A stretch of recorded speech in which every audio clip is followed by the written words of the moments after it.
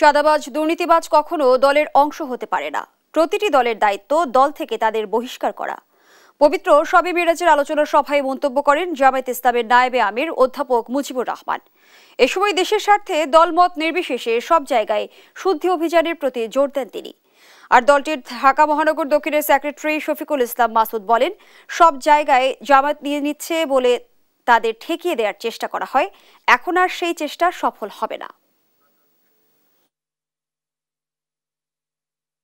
এই সমস্ত চাঁদাবাজ, দুর্নীতিবাজ, চোর, বাটপার, যাই যে ভাষায় আপনি বলেন না কেন, এদের কোনো দলের এই কাজটা নয়। তারা কোনো দলের ব্যক্তি হতে পারে না। যদি থাকে তাহলে দল থেকে বহিষ্কার করাই সে দলের দায়িত্ব এবং কর্তব্য।